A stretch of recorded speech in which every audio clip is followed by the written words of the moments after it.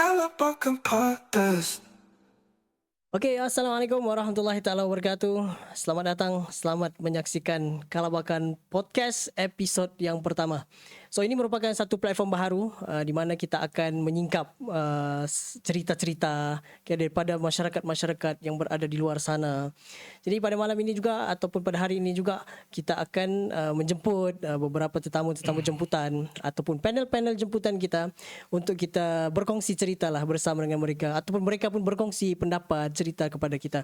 Jadi podcast kita pada malam ini kita akan dibawakan diinisiatifkan oleh Pusat Khidmat Rakyat Parlimen Kalabakan. Okey. So, untuk malam ini kita ada beberapa tetamu jemputan, tapi first thing first kita ada panel tetap kita di mana beliau akan sentiasa bersama dengan kita di setiap episod-episod yang kita akan lakukan dalam Kalabakan Podcast. Jadi mungkin saya boleh perkenalkan dahulu kita punya first panel tetap kita, iaitu Encik Sari yang merupakan Ketua Pegawai Perhubungan Parlimen. Apa khabar Encik Sari? Kabar baik. Sehat ya? Sehat. Sudah makan bang ya? Sikit lah. Sikit. Okay. So Cik Sari insyaAllah akan bersama dengan kita di Kalabakan Podcast dalam episod-episod hari ini dan juga yang akan datang. Okay. So sebenarnya malam ni kita mau bercerita dengan individu-individu yang bagi saya sendiri saya taklah berapa kenal dengan dorang ni sebenarnya. Tapi bila tengok portfolio dorang ni kan, memang orang cakap best lah kan. Memang hebat lah. Jadi ini sebenarnya yang kita mau rungkaikan bersama dengan penonton-penonton yang berada di luar sana. Tapi sebelum tu jangan lupa untuk subscribe kita punya Kalabakan Podcast di YouTube, di Facebook dan sebagainya, platform-platform kita untuk kita sama-sama menyebarkan lagi orang cakap cerita-cerita rakyat di Kalabakan dan juga kawasan-kawasan yang lain. Sebab podcast kita ni dia tak berfokus kepada Kalabakan sahaja, tetapi juga dengan di tempat-tempat yang lain pun, tidak mengira di mana tempat dan sebagainya. Okey, so kita ada dua tetamu jemputan di mana tetamu-tetamu kita ni mungkin saya boleh perkenalkan yang pertama, abang kacak kita ya, okay, dan sangat hebat lah. Apa yang hebatnya tu nanti kita akan dengarkan cerita daripada beliau. So, apa kabar Alex Dennis? Baik, sehat. Okey, sudah makan Sudah. Baik, sudah makan. Okey. Alright. So itu Alex Dennis. Dan kemudian kita ada juga tetamu kita yang kedua. Kalau tadi abang handsome, okey. Kalau yang kedua ni abang Sado. Wah, okey. Itu dia. Apa kabar Nazri ataupun Chico? Kabar baik. Kabar baik. Sudah makan belum? Tengah diet. Okey. Alright. So dia akan menjaga kesaduan beliau. Jadi itulah kita akan bersama dengan mereka pada malam ini untuk berkongsi cerita, kita mendengarkan cerita-cerita daripada mereka yang pastinya akan diharapkanlah dapat memberikan manfaat ataupun inspirasi lah kepada masyarakat-masyarakat yang berada di luar sana. Okey, jadi mungkin saya boleh pergi kepada kita punya, mau cakap round tak best pula, dia macam forum pula jadinya kan, dia dah jadi podcast kan.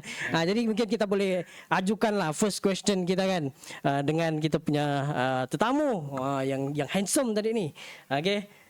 Encik Alex Dennis yang merupakan, mungkin saya boleh baca sikit lah kan, saya pun tak berapa faham sebenarnya dia punya apa ni. Jadi itulah sebabnya kita panggil beliau untuk kita tengok, kita dengarkan cerita daripada beliau lah. Okay.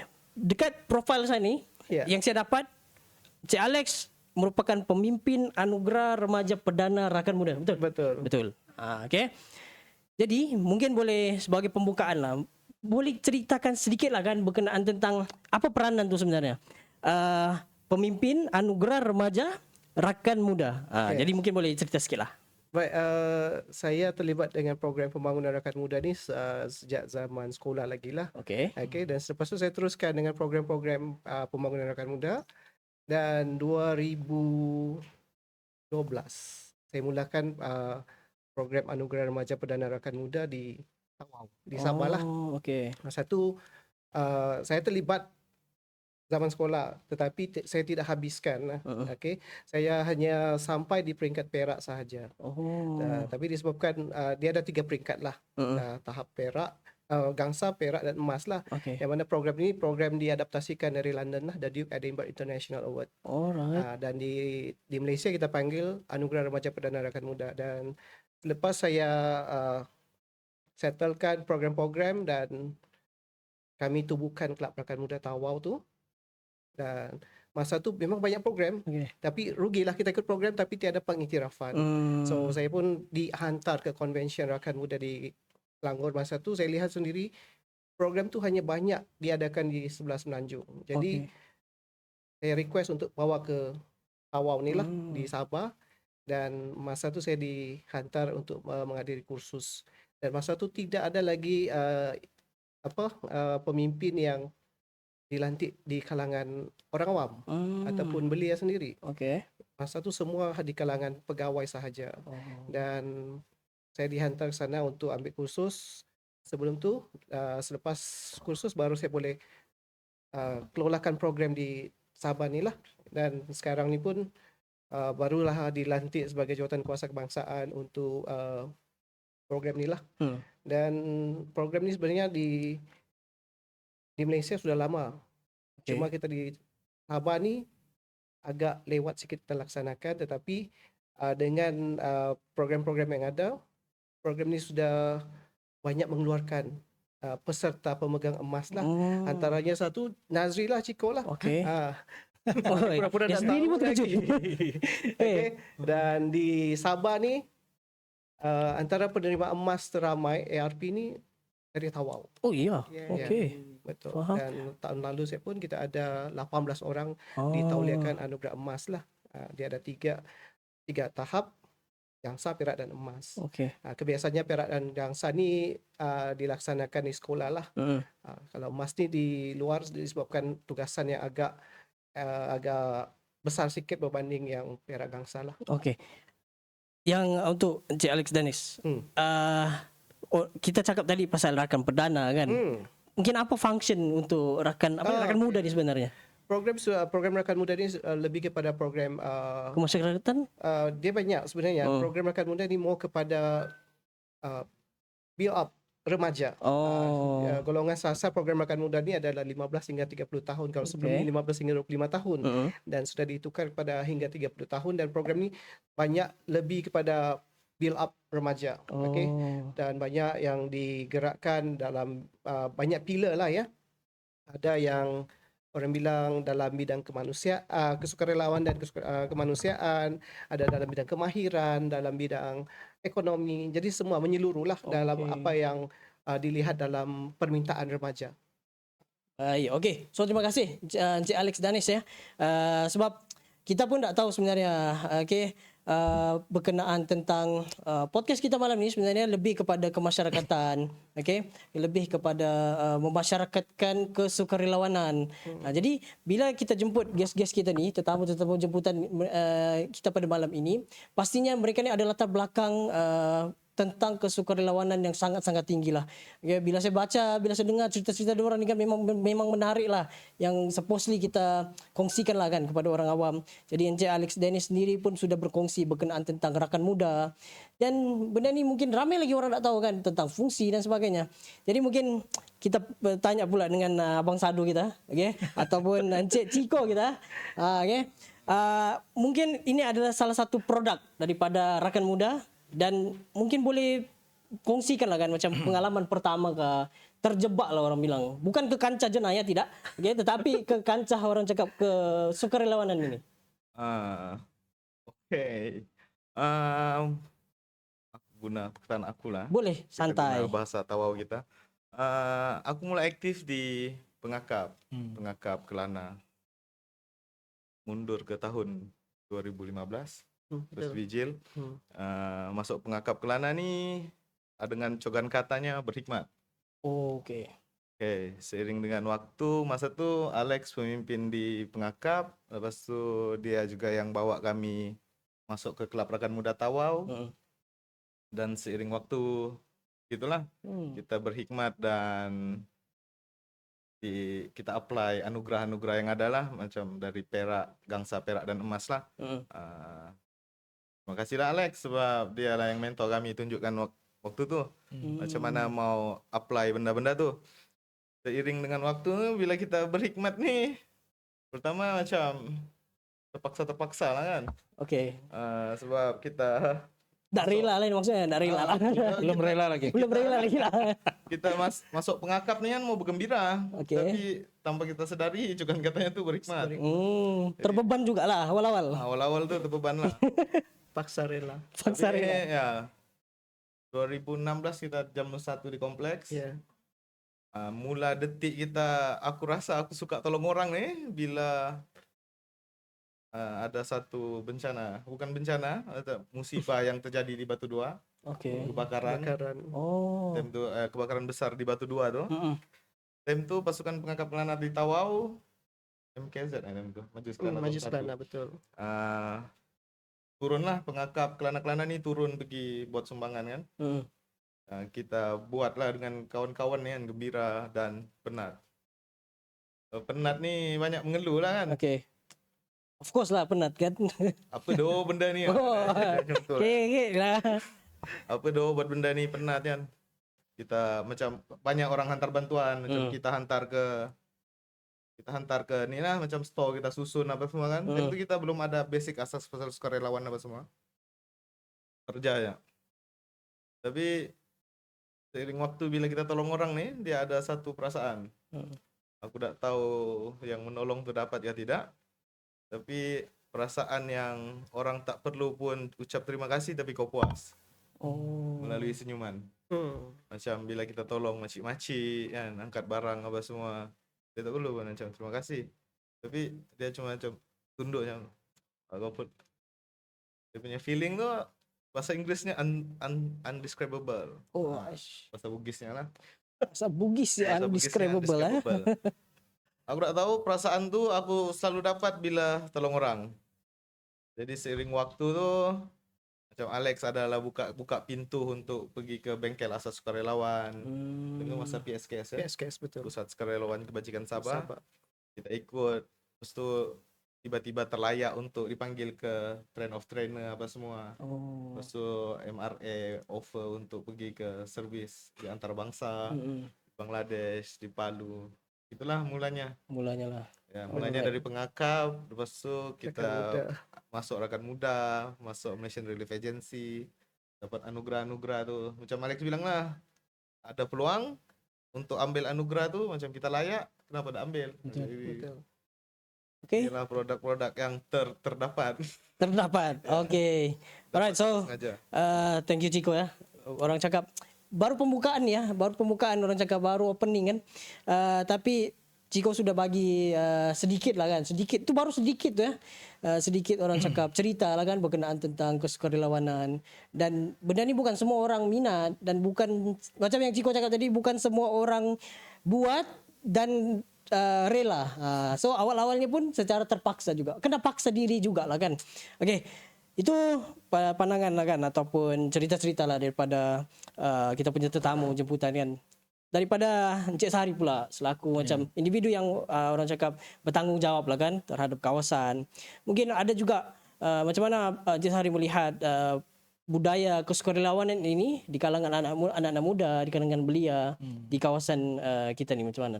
Encik salam ya. Ya. Pertama sekali saya ingin mengucapkan penghargaan terima kasih tahniah kepada dua ikon belia kita yang ada pada malam ini, saudara Alex Zenis dan saudara Nazri atau Chico. Memang nama pun komersial sikit lah, macam artis. Mereka ni saya lihat sebagai ikon belia. Okay. Yang wajar diketengahkan dan wajar dicontohi lah.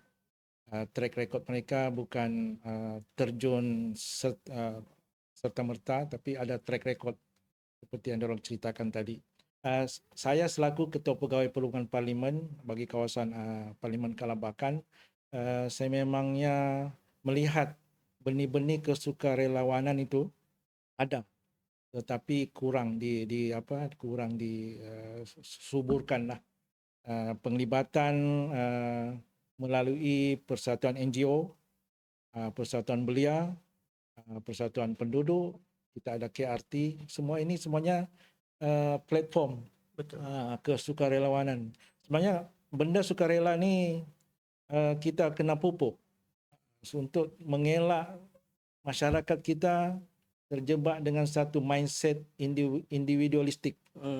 kita perlu memikirkan bahawa sesuatu kesan ataupun sesuatu akibat bukan yang kena kepada kita tu, kalau kita tidak tangani, boleh juga kena kepada orang lain. Jadi melalui kesukarelawanan inilah banyak isu-isu komuniti, masyarakat kita akan dapat tangani. Sebagai contoh ya, setiap hari bagi mereka yang alert, bagi mereka yang tahu, kita terancam dengan wabak. Contoh wabak denggi. Wabak denggi. Kalau kita mengambil pendekatan tidak peduli, nyamuk ni pun dia tidak kenal kita. Nyamuk Aedes ni. Jadi inilah kita sebagai masyarakat perlu mengambil mengambil peduli. Betul. Kesukarelawanan itu harus ada pada setiap orang. Dan kami di Pusat Khidmat sebenarnya sentiasalah membantu, khususnya dari segi kewangan, bantuan-bantuan, program kepada Persatuan Penduduk, KRT dan sebagainya lah, Persatuan Belia.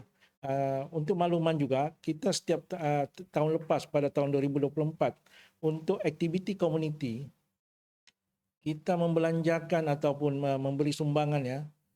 Ini tidak khusus kepada yang pelbagai lah maksudnya. Kita membelanjakan sebanyak 946,000. Ini meliputi aktiviti persatuan.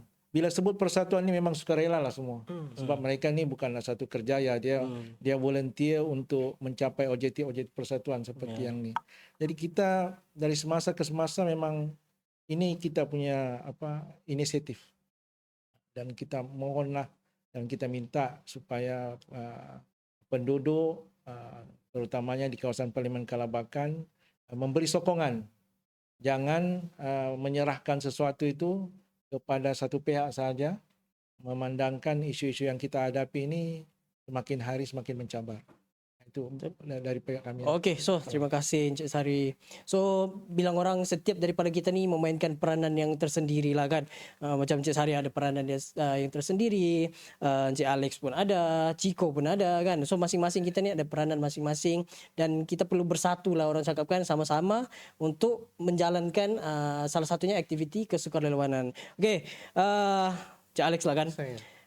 Sebelum jadi macam pemimpin anugerah rakan muda kan, back then kita baliklah kepada macam zaman sekolah rendah ke zaman sekolah menengah ke, memang orang cakap membantu memang sudah ada sikap ringan tulang tu memang sudah ada ke, ataupun macam mana boleh tercetus sikap kesukarelawanan dalam diri tu?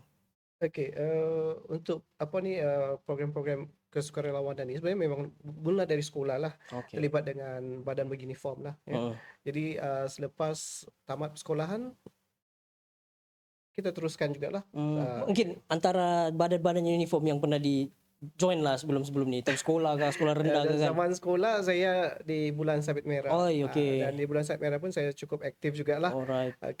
Mewakili daerah dan negeri lah untuk pertandingan Terombang Cemas, tapi kita tak selevel yang lain lagi lah, tapi more kepada program komuniti di peringkat daerah, lebih kepada pengurusan bantuan awal.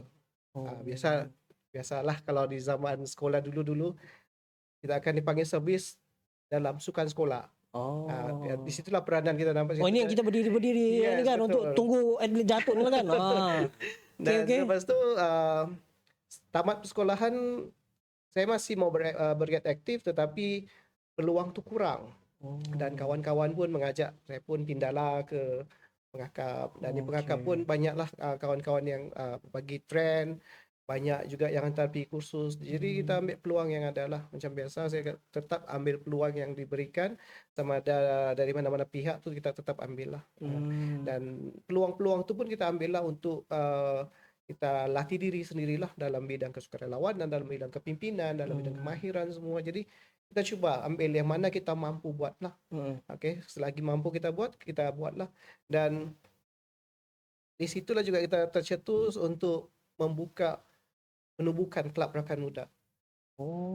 Di sebelum ni di seluruh Malaysia tertubuhnya Kelab Rakan Muda menerusi parlimen masing-masing. Okey.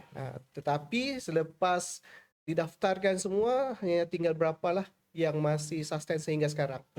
Dan di Sabah sendiri pun hanya tinggal 2 Kelab Rakan Muda yang masih aktif dan masih registered lah. Tawau sendiri dan juga Keningau. Tinggal 2. Bayangkan kita di Sabah ada berapa parlimen? Hanya tinggal 2 sahaja yang masih ada. Dan seterusnya kita banyak lagi join program dan banyak peluang-peluang sebenarnya.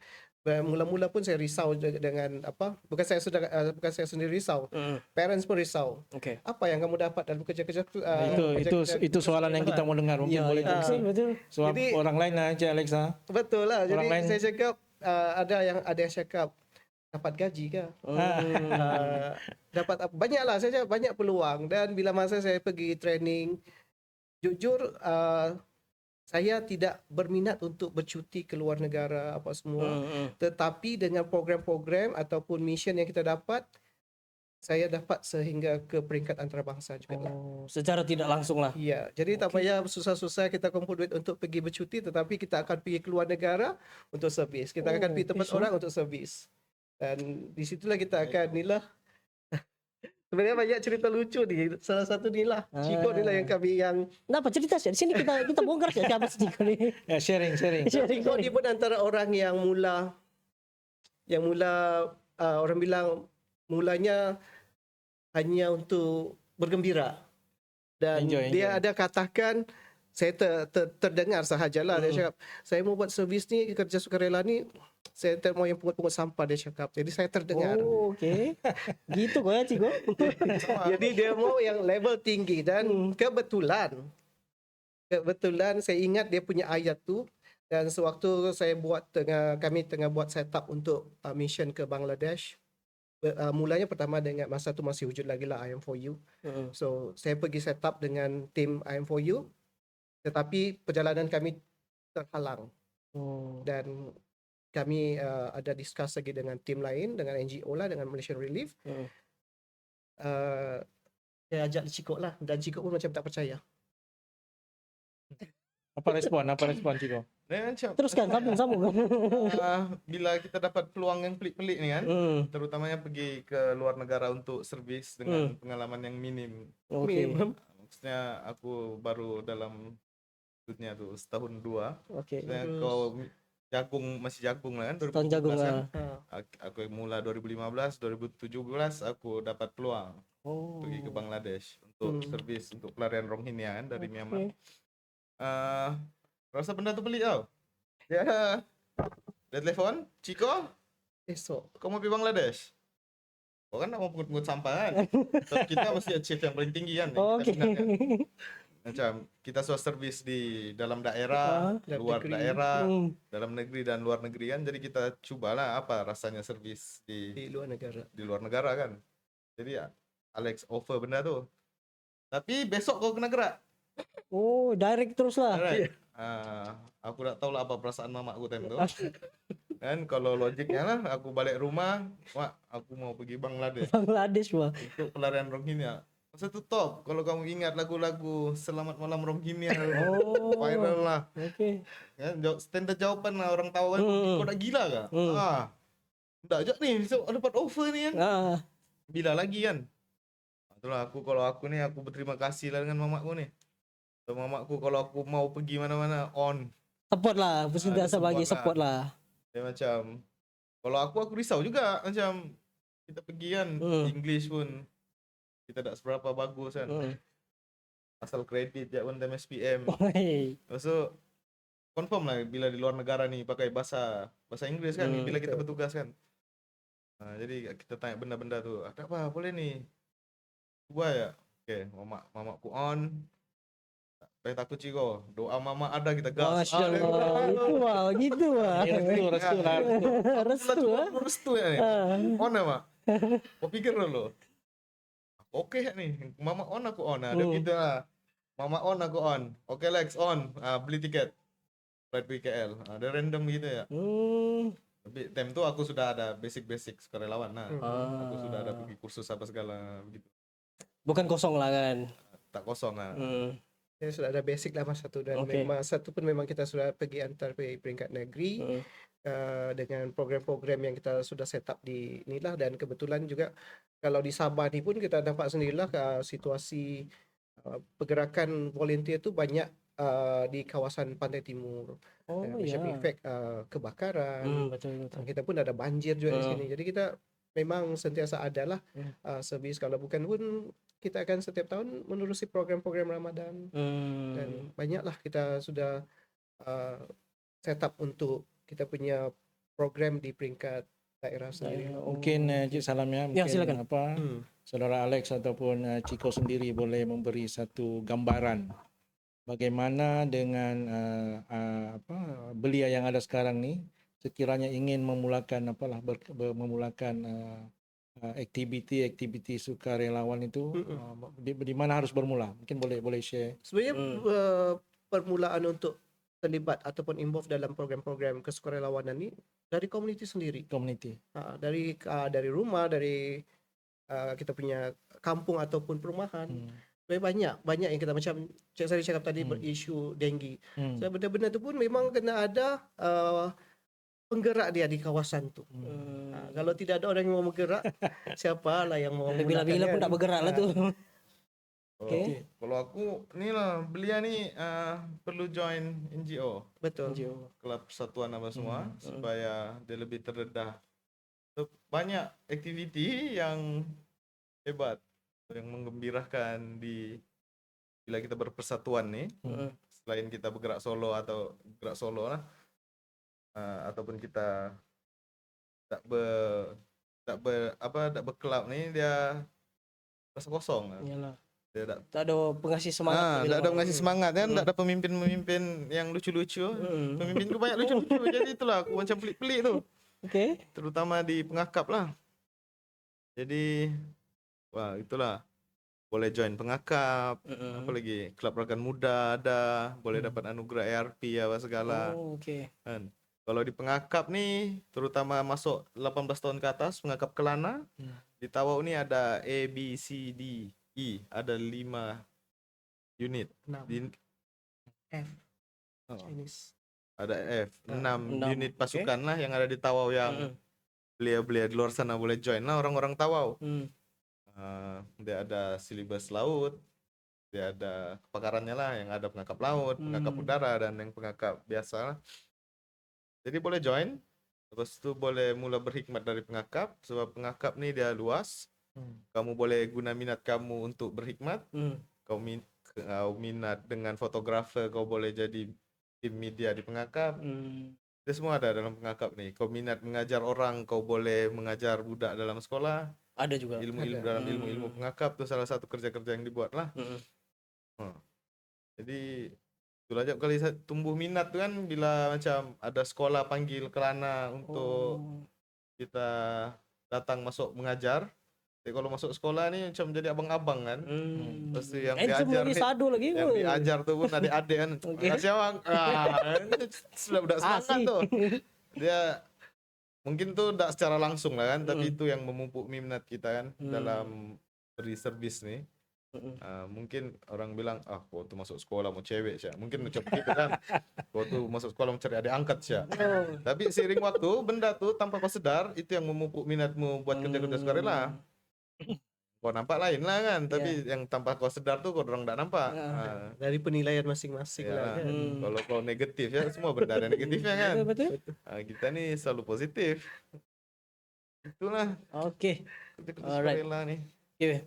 Encik Sari, kalau macam kita dengar kan cerita-cerita diorang ni pasal orang cakap aktiviti-aktiviti kesukarelawanan. Jadi macam diorang ni macam lebih kepada di lapangan kan. Jadi mungkin peranan diorang tu di lapangan. Jadi kalau macam daripada pejabat parlimen sendiri kan, mungkin ada peranan-peranan lain lagi selain untuk menyokong lagi program-program yang diadakan. Mungkin ada benda-benda yang boleh diceritakan bang. Di Pusat Kimarai Parlimen Kelabakan ya, kita bermula tahun 2022. Okey. Kita politik punya platform ataupun apalah pejabat politik. Mm-mm. Tapi peranan kita tu banyak engage dengan community melalui begitulah di kawasan-kawasan perbandaran, di kawasan pinggir bandar.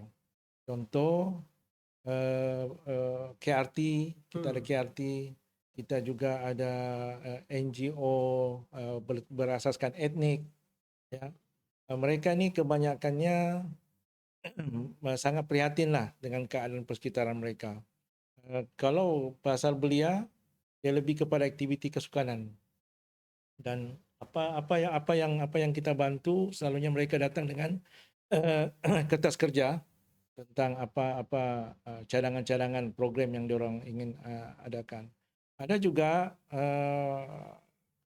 penganjuran secara sukarela itu berbentuk kursus kemahiran. Kursus kemahiran. Ini lebih kepada membantu ya yang kemahiran seperti jahitan, apa lagi? Menanam. Ada juga tanian. Peternakan, berbagailah kemahiran. Jadi kita selalunya membantu dari aspek kewangan, bantuan dari segi persediaan, perbelanjaan. Kalau di taman-taman perumahan, KRT lebih kepada isu-isu yang komuniti tentang wabak-wabak. Ada juga tentang keselamatan, contoh di kawasan taman perumahan juga sering diancam oleh jenayah-jenayah kecurian. Jadi kita membantu memastikan persiapan di kalangan KRT atau persatuan penduduk mempunyai contoh ya, diorang mohon pondok, diorang mohon vest, diorang mohon pelatan-pelatan. Ini fungsi kita untuk ini kesukarelawanan di kawasan kami. Okey, so terima kasih Cik Sari di atas sedikit pandangan lah kan. Kadang macam yang kita cakap lah, macam aktiviti-aktiviti kesukarelawanan ni dia sudahlah nak berbayar kan. Lepas tu orang cakap mau dapat pengiktirafan pun susah. Jadi bila ada macam ikon-ikon yang begini, sebenarnya kita tak tahu yang sebenarnya dalam aktiviti-aktiviti kesukarelawanan ni pun ada pengiktirafan yang diberikan kepada mereka-mereka ni kan. Jadi itu yang kita macam cuba tonjolkan kepada mereka, mereka-mereka di luar sana untuk menginspirasikan lah. Macam Cik Alex tadi, dia bermula daripada Persatuan Bulan Sabit Merah. Persatuan Bulan Sabit Merah, masuk pergi ke pengakap dan akhirnya pergi ke, orang cakap ke level diorang punya kesukarelawan ni, bukan orang cakap kampung-kampung lah. Ini international level punya lah kan. Jadi memang orang bilang sangat salut lah. Okay? Kalau macam saya sendiri memang salut lah dengan orang-orang begini kan. Jadi Encik Alex sendiri dalam banyak-banyak pengalaman lah kan, berada di luar negara, menjalankan misi-misi kemanusiaan, misi-misi kesukarelawanan. Apa antara macam momen yang paling tak dapat dilupakan dalam sepanjang kesukarelawanan ni? Okey, sebenarnya banyak pengalaman suka duka dalam kerja-kerja sukarela dan kemanusiaan ni. Okey, cabaran dia pun ada. Kita punya orang bilang momen yang tak boleh lupa tu bila masa tugasan yang kita dibagi ni, mulanya kita dengar susah. Tapi bila masa kita di lapangan, on the ground, kita kena gunakan semuanya. Okey, dengan kemahiran yang ada, ilmu yang ada, kita punya kemampuan untuk berinteraksi dengan orang. Sebab kita pergi bukan di kawasan kita, tetapi di kawasan orang. Contoh yang first saya mission untuk antarabangsa Filipina lah. Masa tu Taufan Haiyan 2013 tak silap saya. Okey. Hujung 2013 tak silap. Masa tu memang itu pun sama seperti yang Ciko kenal lah. Last minute dapat arahan dari ibu pejabat lah. Saya diminta untuk ke sana dan bila masa di sana kita pun tidak tahu cara untuk masuk. Okey, dan kawan-kawan pun yang di Semenanjung pun tersekat. Untuk masuk kawasan bencana ni bukan mudah. Okey, dengan keadaan situasi di kawasan ataupun di lapangan tu memang sangat-sangat kritikal. So kita kena gunakan kemahiran yang ada. Okey. Mungkin sebelum kami masuk tu memang kalau dalam skala besar tu memang susah lah. Tapi dengan kita punya connection yang ada di kawasan, kita boleh masuk. Tapi itulah kita kena pandai dalam perundingan lah. Sebab situasi kawasan bencana ni tidak sama dengan kawasan yang bergolak. Okay, dalam kerja-kerja begini bezalah, dan kita kena pandai untuk discuss dengan itulah. Okay. Sama juga situasi di Palu, Indonesia 2018, tsunami, dan kawasan tu pun sama juga situasi yang agak teruk, yang mana bencana yang terburuk masa itulah 3 bencana berlaku. Dan macam mana kami masuk di dalam sana, masa tu saya seorang saja dihantar untuk pergi reki tempat selepas 4 hari kejadian.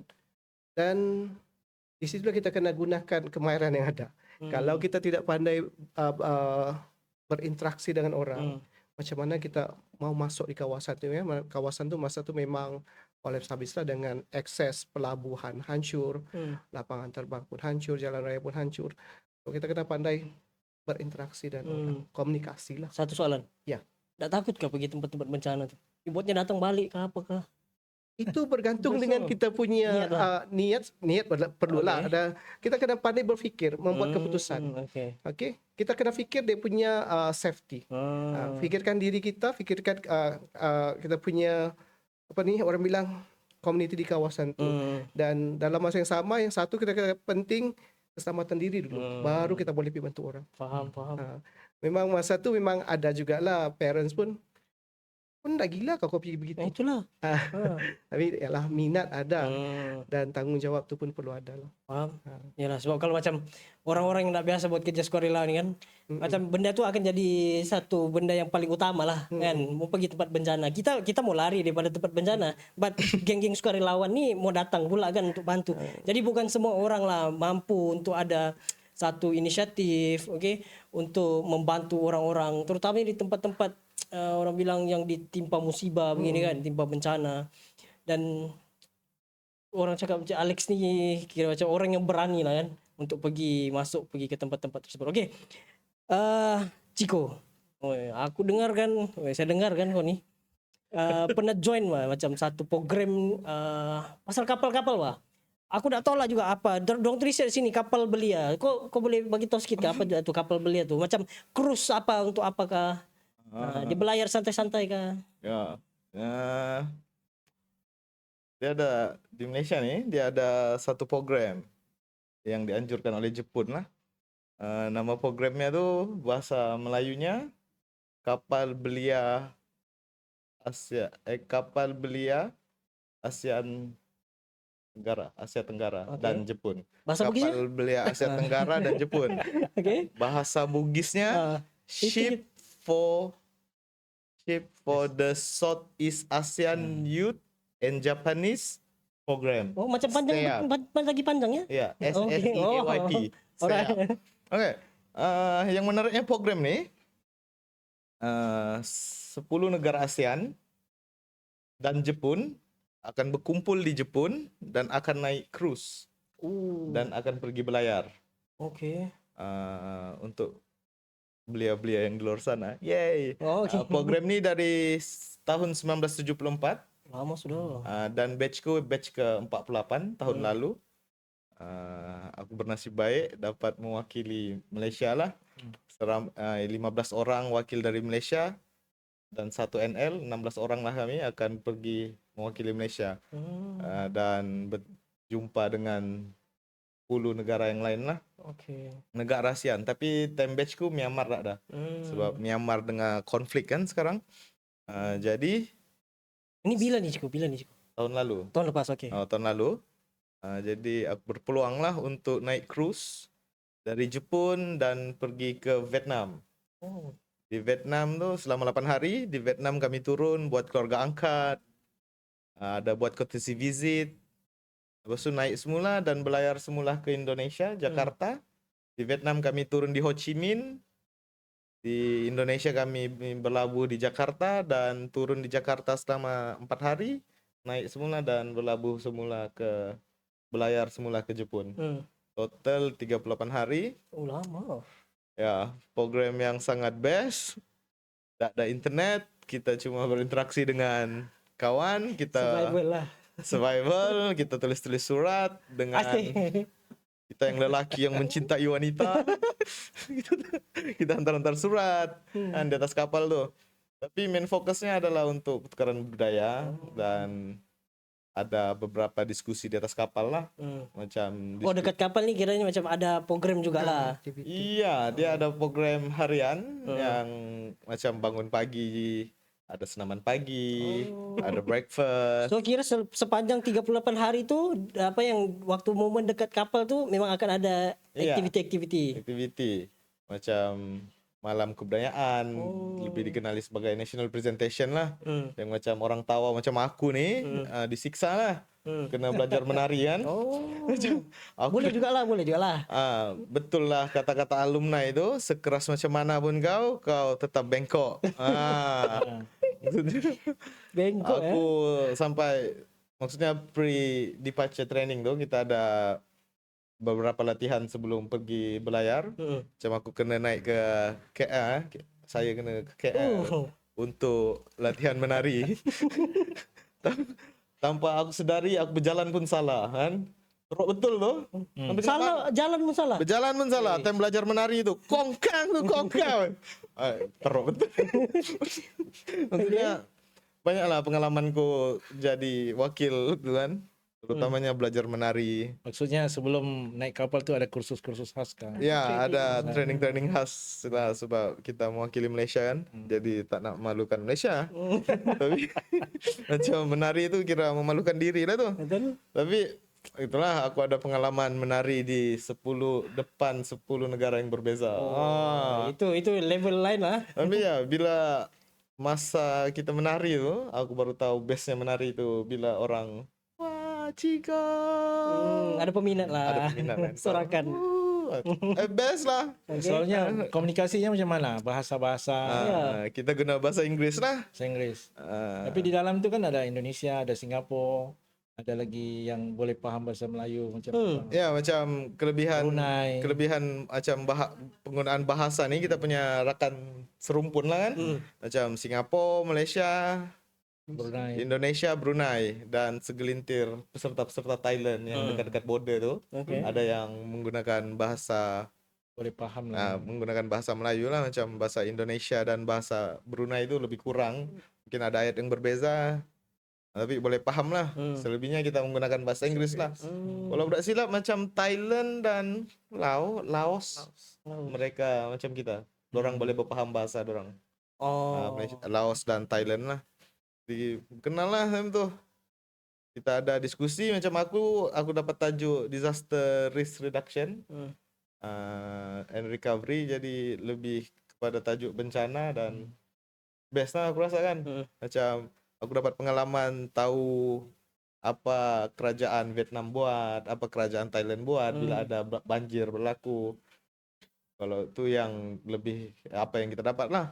Macam pengalaman yang dorang ceritakan kepada aku cerita macam mana pula kalau Malaysia ada terjadinya bencana, apa yang kita buat, apa yang kerajaan kita buat, apa yang belia boleh buat. Dan dari situ baru aku tahu betapa untungnya Malaysia ni yang dijaga oleh negara lain kan. Macam Thailand dia lebih terdedah, Indonesia tu negara dorang lebih terdedah kepada bencana kan. So kita ni di tengah-tengah, dorang tu cover kita. Penyelamat lah, penyelamat lah. Maksudnya kita selalu dapat sepihan daripada dorang ya. Tapi tak seteruk Tak orang. seteruk dorang lah. Macam itu realitinya macam Filipina yang selalu kena taufan apa semua. Kita cuma dapat sepihan. Kita pun kadang sepihan tu pun kita rasa kuat kan. Apalagi yang dorang yang tada tu. Maksudnya tu bersyukur lah kita sebagai orang Malaysia kan. Itulah. Banyaklah yang dapat di atas kapal tu. Pengalaman, cerita-cerita, cinta. Asyik. Cinta bonus lah. Cinta tu bonus lah. Sebab kan bila lagi kan berkumpul dengan misalnya Thailand, Cambodia, Vietnam, Filipina. The best kan, di mana-mana ada muka macam-macam kan. Kalau lagi orang tawa kan yang dan kadang kita tuh terbawa aja kita main tawa kan. Memanglah kita tak boleh tunjukkan kadang macam kan, macam kita di stesen tunggu bus. Terbawa juga lah. Terbawa lah. Jiwa-jiwa kita dulu tuh masih jiwa-jiwa terbawa kita dulu kan. Dan tuh benda tuh macam sekarang kan dia macam komersial lah kan, macam mengerat dulu nih kan. Tapi bila kita buat dengan orang luar tuh kan dia macam lucu lah, dia ada something yang lucu kan. Dorang pun macam pelik lah. What are you doing? Why are you doing this? Why are you doing this? Dia macam gitu kan. Just call it. Best lah. Dan dia banyak benda lucu-lucu lah di atas kapal tuh. Orang macam di Vietnam tadi tu kan. Tinggal berapa hari di sana? Di Vietnam aku ada keluarga angkat. Aku bermalam dengan dia 3 hari 2 malam. Okay. Yang uniknya di Vietnam nih, bila sampai depan rumah tu dia cakap, Chico, are you okay if I have dog? Ada anjing di rumah. dah dekat rumah kan tak okey kan. Ya, I'm okay. Okey jalan. Dia macam Once pengalaman yang best lah kan. Ada anjing kan. Dia macam anjing tu macam kucing tu. Kan macam kita kalau kamu ada pelihara kucing dalam rumah kan. Kau tengah makan sup kucing lalu kan. Kau normal je lah kan. Ini kan mau makan anjing sup. Kau memang okey kan macam nak jak menggigit ni, tapi benda tu kan kau ayo okey Ciko, okey kita mesti act cool kan. Maksudnya pemilihan keluarga angkat tu kita tapi kita submit report lah macam kalau boleh yang muslim yang Muslim tak ada family anjing lah. lah, muslim family lah. Tapi makanan semua dia sediakan aku macam wali baru dia belikan. Wow. Macam special case lah aku kan. Dorang makan. So aku Untuk 2 hari. Untuk 2 hari. Untuk 3 hari 2 malam. 3 hari 2 malam. Dia macam aku ada housemate ke orang Thailand. Okay. Orang Thailand. Dia okey lah kan, dia boleh makan semua. Aku ni dikasih jadi vegetarian. Rasa kurus lah aku baru balik dari Thailand. Dia tak masakkan aku daging sebab susah mau cari yang halal kan. Memang ada ayam tapi ayamnya tak sembelih kan. Ya, itulah kau kekangannya tu. Dari segi budaya diorang macam mana? Sama kah dengan kita kah atau sangat berbeza kah? Budaya tu berbeza lah. So sana kan negara muslim kan. Macam kita ni negara muslim. Berbeza. Lepas tu komunis kan sana. Okay. Macam dorang punya macam kita ada NGO macam di Vietnam tu belianya akan disuruh ikut macam National Service. Ho Chi Minh Communist Youth Council. Dia macam badan belia dari kerajaan. Kau akan ikut itu, kau akan servis di situlah macam kita servis volunteer dari NGO kan, kita join NGO ataupun kita join rukun tetangga atau klub rukun tetangga kita punya di perumahan, di community. Jadi macam dorang ni dari sekolah ada tu, Ho Chi Minh Communist Youth Council. Dia macam badan belia yang dibuat oleh kerajaan. Fokusnya ketenteraan bukan? Bukan, dia kau buat kerja-kerja volunteer. Macam kalau bencana dorang ni lah yang datang pergi jadi servis. Tidak banyak pilihan lah maksudnya. Ya, dia macam banyak pilihan dalam tu yang disupply oleh kerajaan. Macam contoh tim kami datang, aku ada keluarga angkat. Lepas tu akan ada 2 volunteer dari Youth Council tu, teman kami.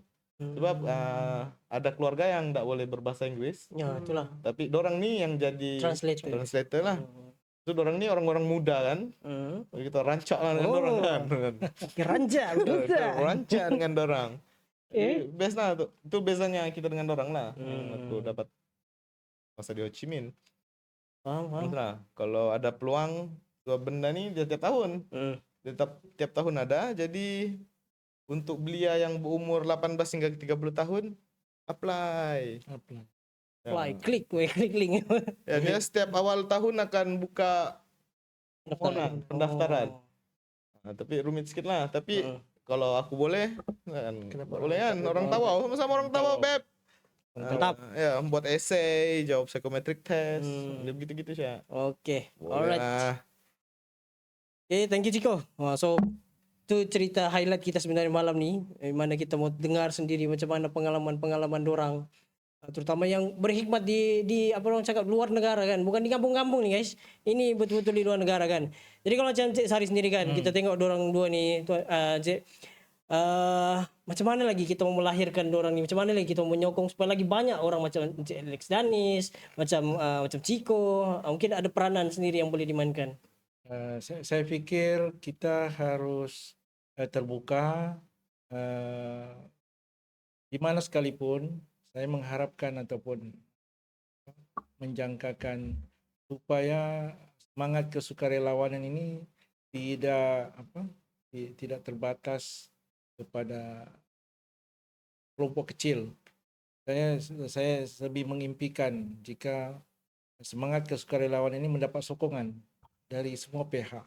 Sebagai contohnya, kalau kita mengadakan satu program sukarelawan, sudah pastilah melibatkan, bukan masuk sukarela itu tidak ada apa-apa mau dibelanja, ada mau dibelanja. Tetapi itulah sokongan dari pihak swasta sendiri, ya, syarikat-syarikat yang besar. Tapi perlu terlibat. Sebab limitasi kita apabila membuat satu program itu sudah pasti mencakupi soal keuangan. Contoh kita mau buat program gotong royong lah katakan. Kalau kita tidak dapat sokongan dari segi keuangan cukup, maka tahap keberkesanan itu kurang. Demikian juga dari segi mempromosikan kesukarelawanan juga kita perlukan perbelanjaan. Jadi kami itu bagi persatuan-persatuan ataupun NGO yang datang berjumpa, memang kita akan bantu berdasarkan kertas kerja. Namun kita tidak boleh berdiri bahwa mau bantu itu semua terserah kepada kami ataupun dipikul sepenuhnya oleh kami. Mereka yang membawa satu cadangan perlu ada inisiatif lain. Dan kami ini sebahagian lah. Dan insya Allah kita memang membantu yang bahagian yang penting. Tapi usaha untuk menampung perbelanjaan program kesukarelawanan itu juga perlu didapatkan daripada pihak swasta. Saya mengandung-andungkan kawasan kita ni banyak sebenarnya syarikat-syarikat yang boleh membantu, tapi kita tidak kurang kemahiran dari segi mau approach, mau mendekati macam mana networking dengan diorang. Dan saya harap mereka yang ada di sukarelawan ini tidak hanya menunggu. Dia perlu membuat satu pendekatan proaktif, inisiatif. Sebab engagement dengan lebih banyak pihak itu akan membantu. Itu lagi bagus. Membantu. Itu daripada saya. Okey, so terima kasih Cik Sari.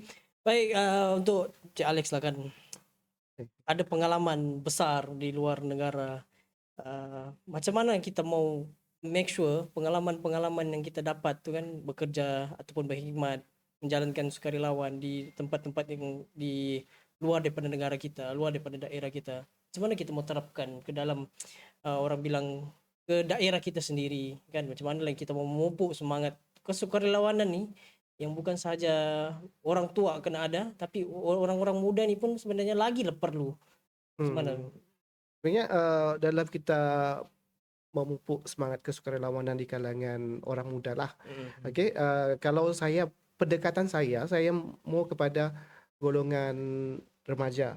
Okey, terutamanya budak sekolah lah. Dan terus terang saya memang akan masuk ke sekolah untuk berjinak-jinak dengan guru, dengan pelajar, dan saya akan cuba tarik satu persatu. Tidak ramai, sikit pun jadilah. Dan saya banyak menerusi program Rakan Muda, program pengakap, program pembangunan belia ataupun program-program kesukarelawanan ni. Saya cuba tarik satu persatu. Pergi sekolah tu, kita perkenalkanlah apa program yang kamu boleh sertai di luar. Sebab kalau dalam sekolah memang terbatas lah. Tetapi kalau di luar banyak lagi ruang peluang yang kita boleh ketengahkan.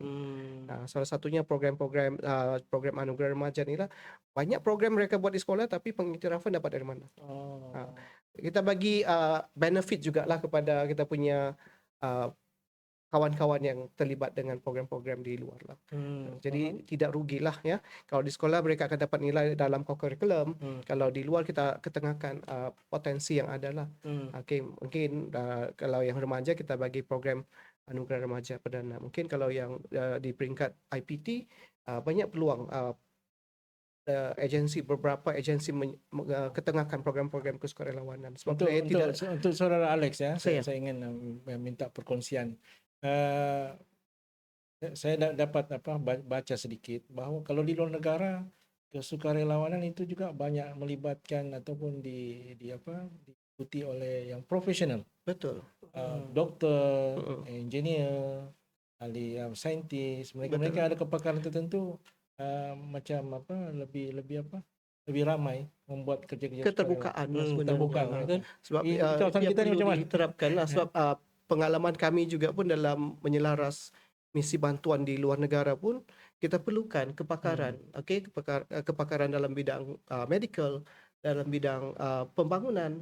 Dan pengalaman saya 5 bulan di Kota Palu, after bencana memang mulanya kita akan gerakkan kepakaran dalam bidang perubatan dan selepas tu kita kena cari dalam bidang pembangunan, okey, terutamanya untuk membina semula kawasan, membina semula ekonomi masyarakat. Dan Ciko juga sempat terlibat dengan program di Kota Palu ya, yang mana kumpulan pertama membawa tim doktor, okey, walaupun bukan di kalangan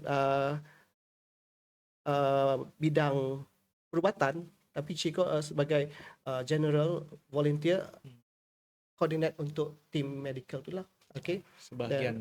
Betul lah, banyak di situ perlu ada connection ataupun kita punya kerjasama dari semua pihak sebenarnya. Itu kita punya pengalaman yang kita ada dalam pergerakan kita di dalam kerja-kerja kesukarelawanan inilah. Dan bukan setakat di kawasan bencana, di kawasan konflik pun kita masuk. Dan fokus ke luar negara. Dalam negara sendiri pun dengan program-program pembangunan komuniti, utamanya kita Pantai Timur, okey, dengan keadaan isu masyarakat stateless. Okey, kita punya program pembangunan komuniti di Pantai Timur. Okey, sebelum ni memang masa saya masih berkhidmat di Malaysian Relief, banyak fokus kepada kawasan komuniti di Pantai Timur lah, terutama di pesisiran. Isu pendidikan, isu kesihatan. Banyak lagi sebenarnya kita boleh ketengahkan. Dan kita cuba cari kerjasama dari semua pihak, korporat dan juga profesional. Kita bawa kita punya tim doktor buat medical camp di sana. Kita bawa kita punya tim yang terlibat dengan kajian-kajian pembangunan masyarakat dari UMS. Dan kita bawa untuk melihat sendiri situasi sebenar. Okay? Mungkin banyak orang dengar cakap contoh isu Palau ataupun stateless di Semporna. Kenapa isu tu tidak dapat diselesaikan sehingga sekarang? Tetapi dengan kajian, dengan adanya orang bilang data-data yang perlu diperbaiki, dan selepas itu dengan program-program pembangunan masyarakat tu perlu ada kerjasama dari semua pihak. Tak kisahlah dalam negara, dari luar negara. Tetapi itulah kerjasama perlu ada dah. Kita di Sabah ni memang ada special case sikit lah. So, isu kemanusiaan kita masih terbatas di dalam negeri. Berbeza dengan di Semenanjung. Jadi ada perlu kita perlu perlu kerjasama lah. Faham? Kerjasama di antara semua pihak lah kan. Betul. Okay? Bukan untuk certain golongan sahaja. Yes. Sebab benda ni dia worldwide. Semua orang pun perlu terlibat, perlu melibatkan diri dalam aktiviti-aktiviti kesukarelawanan. Okay, Ciko, back to you. Selain daripada Vietnam kan, apa lagi negara yang join dekat kapal tu? Kami pergi Indonesia. Oh, Indonesia. Jakarta. So macam di Indonesia, yalah mungkin selain daripada bahasa, kita pun lebih kurang je kan di sana kan. Apa pengalaman lah di sana? Di Indonesia, mana? Selepas berlayar lebih kurang 8, 9, 10, 12 hari. Macam 8 hari di atas kapal, di Vietnam 3 hari, lepas tu berlayar semula 3 hari. Dan pergi ke Indonesia. benda pertama yang aku buat, aku mau makan pakai tangan. Oh, Aku mau makan sambal, mau makan pedas. kenapa di atas kapal tak ada kah? Dia sos ABC tuh, tapi yang Oh. pedas tuh. Tapi kita mau sambal kan. Dan time di Indonesia tuh ada alumni datang, dia bawakan kami sambal nyet, Sambal net Khairul Laming makan. karo laming. Wah, Khairul Laming. Terbaik ah. Gue macam baru tahu nikmat makan macam mana kan, terutama pakai tangan. Itu aku ajar aku punya homestay family makan pakai tangan. Time itu orang Kambodia makan pakai tangan. Kalau pengalaman yang best di Indonesia itu kami dibawa pergi ke AHA Center. AHA, ya. AHA Center, tempat ASEAN punya bencana. Jadi kita tahu dia punya tempat tuh, dia boleh tahu di mana ada bencana, orang akan update. Orang boleh request macam mana mau hantar atau tidak. Negara tuh mau atau tidak bantuan daripada AHA Center. Ya, macam-macam lah yang di Jakarta nih. Yang paling best tuh bila keluarga angkat kita di rumah tuh menggunakan bahasa kan, kesian lah. Aku jadi translator. So, bapak angkat itu suka cakap bahasa Indonesia lah. Oke. Aku cakap bahasa Melayu lah. Nak pulau lah kawan yang Kambodia. Oh, memang nengok je lah. Cakap translate please. Udah gitulah. Jadi kita tukang translate lah kan. Sama pengalaman yang best di Indonesia tuh jam 12 malam, jam 1 malam kami pergi ke bukit. Tak tahu gunung apa, gunung. Di atas tuh ada masjid dan makan bakso. Jam 1 subuh. Yes. It's a yes for me. Time itulah udah memang Mables lah, mables. tapi untuk yang bestnya lagi bila kami berlayar semula ke Jepun, dan kita bersedih-sedih lah bila berputus hubungan dengan kawan-kawan kan lagi. Dan di Jepun pun kita berkeluarga angkat. Lepas itu kita balik ke Jawa. Kami tinggal di tempat Olimpik kalau tidak silap. Olimpik punya homestay dulu. Oh, perkampungan Olimpik tu. Oh, Olimpik, okey kami okey. tinggal di situ. Lepas itu putus. Besok mau balik kan. Sedih lah. So, bila kita 38 hari bersama nih, ada pengalaman-pengalaman pelik kan yang kita buat di atas kapal tuh. Jadi aku sedih. Ya, aku macam tak mau menangis kan. Macam si cool nih. Sebab kan dia macam malam ni malam penutupan. Besok tu baru balik. Jadi masih ada free time. Jadi yang malam tu orang menangis, aku lari-lari. Ini berjangkit nih. Karena kalau orang menangis kan, kau dekatnya kan, Ciko, kau ikut jangan, aku lari-lari. Terus macam orang perasan kan, kau tak menangis sih kau. Lek lu esok lah kan. Esok baru balik kan. Ni majlis pun. Okey. Jadi bila balik tu, kita lipat kita punya cadar. Kita akan hantar. Cadar, tilam apa semua standard Jepun lah kan. Habis pakai kau lipat sendiri. Hantar lah kan. Malaysia antara kontingen yang paling awal balik. Sebab jam 8. Jadi kami kena berkumpul jam 7. Ada negara-negara lain tuh jam 12. Jam 12 pagi, tengah hari jam 11 kan. Jadi kami awal pagi kan. Jadi kau akan expect lah orang ramai datang. Tapi yang terharunya tuh bila ramai orang mau hantar kau pulang kan. Yang tak menangis nih, kau angkat barang lu begini. Tapi bila kawan-kawanmu peluk dari belakang kan. Cika. Gelap jalan mengalir.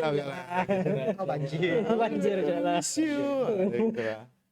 Itu pengalaman yang best lah bila kau dapat kawan yang nangis sama-sama kau kan. Salah satu kelebihannya kita mempromosi negara kita. Dan kawan-kawan tuh datang di negara kita pergi melancong. Dan dia pun harap kita datang ke negara dorang. Dan nanti ini akan ada kawan datang ke Jepun, pergi Tawau. Oh. Kalau itulah the bestnya macam tu. Bulan lalu ada yang dari Jepun pergi Keke.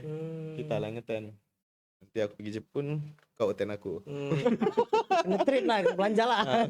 Dia gitulah. Biasanya kita promosi negara kita kan. Jadi orang datang lawat, ekonomi kita pun berkembang lah. banyak benefit lah dengan program ni. Faham? Okay, so thank you lah Ciko ya. Sebab daripada Ciko ni, daripada Alex sendiri, pengalaman-pengalaman dorang ni kalau kita mau cerita kan, nah sampai besok pagi pun 5 jam pun tak habis nih orang punya cerita ni kan. Daripada dalam, okay, daripada dalam negara pergi keluar negara, memang banyak orang punya cerita. So rasa macam tak puas kan. So harapnya nah adalah sambungan untuk podcast ni, mana lah tahu kan ada sambungan-sambungan yang lagi episod kedua ketiga fokus dengan orang je kan. Nah contoh lah kan. Panjang Okay.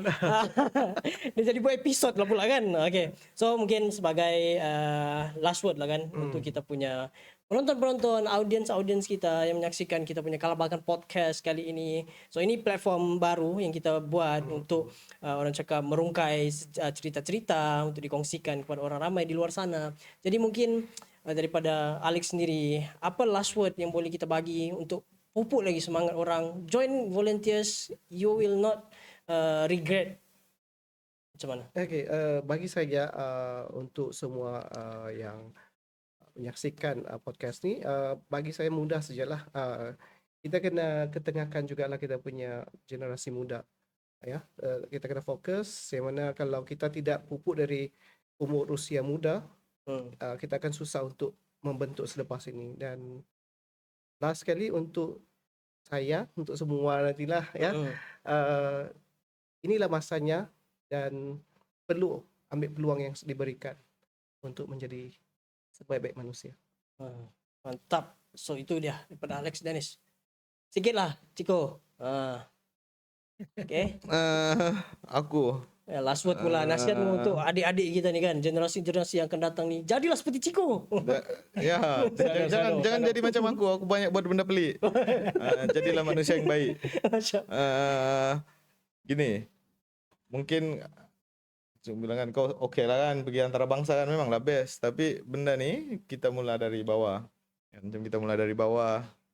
Dari bawah ni kita tolong-tolong orang, kita pungut-pungut sampah, kita cuci-cuci tandas. Benda tu akan buka pintu-pintu yang lebih besar. Memanglah dia kecil, tapi benda tu dia akan buka pintu-pintu yang besar lah. Dan pergi berhikmat ni di luar negara ni, ada cabarannya, ada gembiranya kan. Dia tak, macam mana mau bilang, benda ni tak akan jadi kalau tak ada orang tolong kita lah. Dan aku dalam masa menolong pun aku ditolong orang. Macam pergi ke antara bangsa ni, biasanya macam aku pergi ke Jamboree aku kurang keuangan apa semua.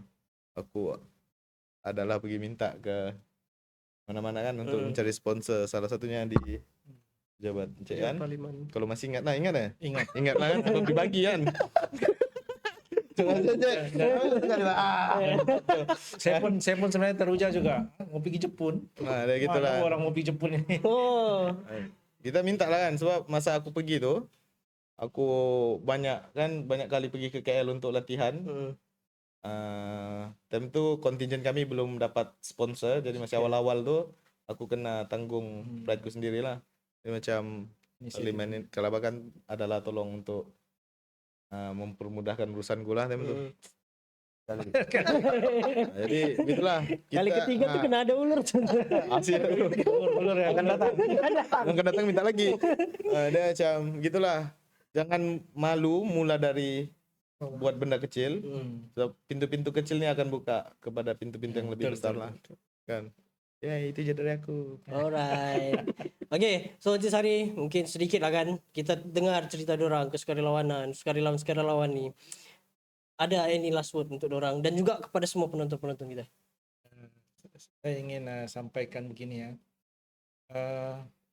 Kita jangan mengharapkan balasan. Tapi yakinlah bahwa setiap kebaikan yang kita buat, kita tidak tahu bila masa kita akan dibalas balik. Dan bagi orang yang kita ni yang Islam ataupun yang beragama lah, itulah sebaik-baiknya, sekecil-kecilnya pun akan dihitung. Mungkin kita tidak perasan yang sudah kebaikan yang kita buat, dan bilalah ada pertolongan, tapi percayalah bahwa ada yang melihat, ada yang menilai, ada yang mencatat. Bagi saya kesukarelawanan itu kita jangan abaikan. Kita sebagai masyarakat yang berbagai sekarang ni perlu menyuburkan lagi. Macam saudara apa tadi Ciko beritahu, yang kecil akan membuka yang besar.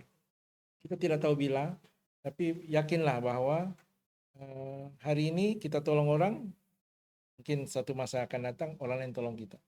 Dan itu secara individu, secara community, benda ini apabila kita dijemput lah ya, ataupun panggil, terutama sekali di kampung-kampung, di mana sekalipun di taman perumahan, sekiranya ada apa-apa yang keperluan, kita perlu kesukarelawanan itu, biarpun tidaklah mencapai tahap yang saudara Alex tapi bantuan-bantuan yang kita hulurkan tu akan membawa kita kepada satu masyarakat ataupun yang lebih baik lah. Okey. So, terima kasih Encik Sari. Terima kasih kita punya panel-panel pada malam ini ataupun tetamu jemputan kita, Encik Alex, Dennis, Tuan Jiko, Sado, kan. So, diharapkan kita semua dapat sedikit sebanyak orang cakap iktibar, pengajaran ataupun ibrah lah daripada setiap cerita-cerita diorang ni kan. Yang mana setiap daripada kita ni akan ada cerita-cerita tersendiri, dan di situlah peranan podcast-podcast sebegini untuk kita sebarkan lebih banyak cerita-cerita yang orang lain tak tahu, but di podcast sebegini kita luahkan, kita ceritakan kepada masyarakat di luar sana. Dan kepada anda semua, kalau anda sukakan dengan kita punya Kalabakan Podcast ini, drop your comments, like, subscribe, okay?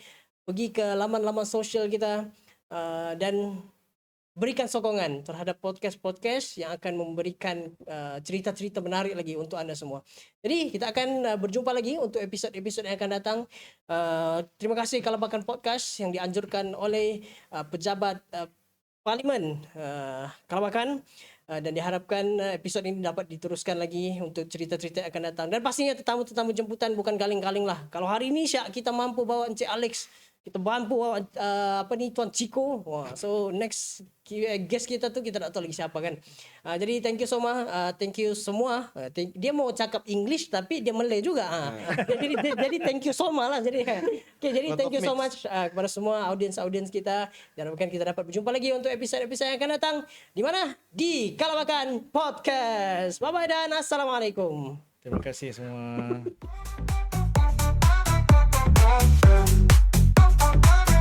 Kalabakan Podcast.